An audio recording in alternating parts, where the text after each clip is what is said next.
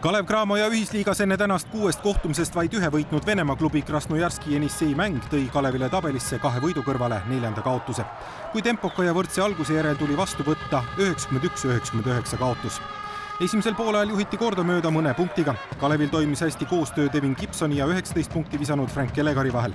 Võõrustajate suurim edu oli avapoolajal 4, Jenisseil aga 8 punkti, seda teise veerandaja keskel. Kalev oligi läbi teise veerandaja kaotusseisus, Jenissei poolel sälas Alex Renfro, ameeriklane tõi poolajaga 16 ja mängu lõpuks 31 punkti.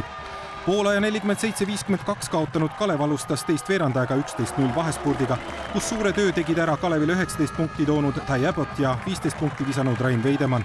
Jenissei ei saanud teise poolaja esimese 4 minutiga punktigi. Aga Jenissei püsis mängus ja seda eelkõige tänu Renfro korvidele. Tasapisi kasvas mitme meeskonnakaaslase osa. Punkti mängu jätkus kuni 4. veerandaja keskpaigani, mil külalised otsustavalt vahe sisse tegid. Jenissei võitis viimase veerandaja 29-19 ja mängu 8 punktiga. Viimast 2 mängu ei ole me näinud seda võidutahet, seda pingutust, mis on olnud nende, ütleme, kas Unixi või Banvitiga. Kas on mängijatel väsimus tekkinud või on see skeele äraminek niivõrd suur löök. Kurb, see mäng 22 palli kaotust ei õigusta. Ükski mees, me ei tohi teha selliseid vigu rünnakul, mida me teeme.